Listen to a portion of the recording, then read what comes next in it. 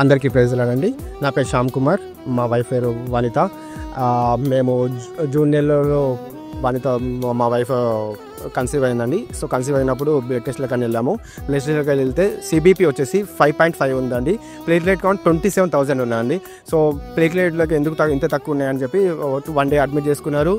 Blood lake ఇచ్చారు. 1 week తర్వాత చూద్దామన్నారు. 1 week తర్వాత కూడా సేమ్ అంతే అండి. ప్లేట్లెట్ ఇంకా తగ్గుతున్నాయి తప్ప పెరగలేదు. సో మళ్ళీ ఏంటి ఇలా అని చెప్పి ఒకసారి బోన్ మ్యారో బ్యాప్సీ చేద్దామని చెప్పారు. బోన్ మ్యారో బ్యాప్సీ చేసాము. బోన్ మ్యారో బ్యాప్సీ చేసినప్పుడు బోన్ మ్యారోలో మీకు బోన్ మ్యారో ఫంక్షన్ అనేది మూలుగు అనేది 10% పనిచేస్తుంది, 90% పనిచేయట్లేదు. సో మీరు బోన్ మ్యారో ట్రాన్స్ప్లాంట్కి వెళ్ళాల్సి వస్తుంది. దానికి 30 lakhs వరకు మీరు ఖర్చు వస్తుంది. అండ్ కాంప్లికేషన్స్ కూడా చాలా ఉంటాయి, అవన్నీ బేర్ చేయాల్సి వస్తుంది. మీరు ఆ 30 lakhs ప్రిపేర్ చేసుకోండి, మనము బోన్ మ్యారో ట్రాన్స్ప్లాంట్కి వెళ్దామని చెప్పారు. అప్పుడే అసలు ఏం చేయాలో తెలియలేదు. సండే చర్చికి వచ్చాము. రీతిగా అదే రోజు అయ్యగారు 21 days ఫాస్టింగ్ ప్రేయర్లు ఉన్నాయని జూలై 15th నుంచి 21 days ఫాస్టింగ్ ప్రేయర్ పెట్టాడు. అద్భుతకరంగా 21 days అయ్యగారు నన్ను ప్రతిరోజు ఉదయం సాయంత్రం నన్ను 21 days ఫాస్టింగ్ ప్రేయర్లో నన్ను నడిపించడం జరిగింది. మళ్ళీ మేము సిబిపి చేసినప్పుడు అద్భుతంగా ఇంక్రీజ్ అవ్వడం జరిగింది. హెచ్బిడి కానీ WBC RBC అన్ని ఇంక్రీజ్ చేయడం జరిగింది. అలా ప్రతిరోజు మాతో దేవుడు మాట్లాడాడు. ప్రతిరోజు ఉదయం సాయంత్రం మాతో వాక్యం ద్వారా అయ్యగారి ద్వారా దేవుడు మాతో మాట్లాడడం జరిగింది. ప్రతిరోజు మేము ఎంతో బలపడడం జరిగింది.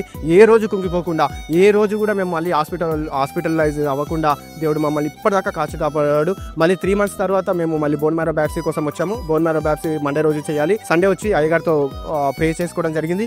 మండే రోజు బోన్ మ్యారో బ్యాప్సీ చేయడం జరిగింది.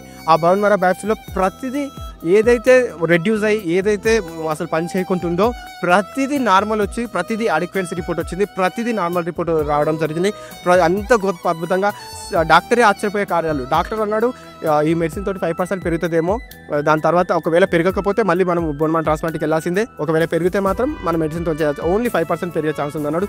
కానీ అద్భుత రీతిగా దేవుడు 55%, 50 is నార్మల్ అండి, దేవుడు అద్భుతంగా 55% సెల్యులారిటీ పెంచి ఇచ్చాడు. డాక్టరే ఆశ్చర్యపోయి ఏం చేస్తారు మీరు అని అడిగాడు. అప్పుడు మేము చేస్తాం, దేవునికి ప్రార్థన చేస్తామని చెప్పాం. అద్భుత రీతిగా నేను పనిచేస్తున్న చోట్ల కూడా నన్ను సాక్షిగా దేవుడు వాడుకున్నాడు. నా కుటుంబం అసలు అయిపోయింది అనుకున్న స్టేజ్ నుంచి మళ్ళీ తిరిగి నేను ఇంత గొప్ప సాక్ష్యం ఇచ్చే రోజు నాకు ఇచ్చినందుకు దేవునికి మహిమ ఘనత. మేమేమో ఆ డాక్టర్ ఏమో అన్నీ చెప్తే మేము చాలా, నా ఫ్యామిలీ అంత పరిశాన్లో ఎక్దమ్ టెన్షన్లో వచ్చేసాము. మాకేం అర్థం కాలేదు. జస్ట్ ఒక ప్రే చేసాం, దేవా నాకు తెలియదు, ఏది తెలియదు, మాకు మార్గం నువ్వే చూపి, డాక్టర్తో మీరే మాట్లాడండి, మీరే చేయండి, ఏది మాకు తెలియదు, బట్ అన్నిటికన్నా తెలుసు నువ్వే కదా, నువ్వే నాకు చూపి దారి కలిగే ప్రే చేస్తే డాక్టర్ ఫిర్ ఓకే మనం మెడిసిన్స్తో ప్లాన్ చేద్దాం, మెడిసిన్స్ ఎలా రెస్పాండ్ అయితే అలా మనం ముందుకి వెళ్దాం. సో మెడిసిన్స్తో అది కూడా చక్కగా నేను హెల్తీగా ఉండి, నాకు దేవుడు ఏ వైరల్ ఏది అంత వర్షం ఉన్నా ఏది ఉన్నా, ఇంట్లో అందరికీ కోల్డ్ ఫీవర్ ఉన్నా కూడా నాకు ఏవి కాకుండా, నాకు అసలు నా చుట్టూ కంచెం వేసి నన్ను కాపాడినాడు. 4 monthsలో నా ఫ్యామిలీ అంతా పాస్టర్. ఇంకా ఏ రోజైనా డాక్టర్ ఏదైనా చెప్తే ఇలా కాదు అలా అంటే కొంచెం డౌట్ టెన్షన్ వచ్చినా కూడా దేవా నాకు తెలియదు ఏమి చేయాలి అంటే, మార్నింగ్ ఈవినింగ్ డైలీ ఫ్యామిలీ ప్రే చేస్తూ ప్రతి ఒక్క వాక్యం ఏదో మేము డిసప్పాయింట్ అయితే ఆ వాక్యం మాకు చెప్పేలాగానే ఉంటుంది. ఏమి కాదు, మీరు ప్రే చేయండి, ప్రయత్నం చేస్తే అయిపోతుంది, ప్రయత్నం చేయండి, ప్రయత్నం చేయండి అవుతుంది, దేవునితోనే అసాధ్యంది ఏదీ లేదు కరికే. అవన్నీ అలా చెప్తే ఆ ఒక్క ధైర్యం మళ్ళీ వద్దు, వీక్లీ అలా ఎవ్రీ వీక్ అలా ఉండు. ఏదైనా మనం ఎలా డిసప్పాయింట్ అయితే మళ్ళీ ఒక వాక్యంతో బలపరిచాడు.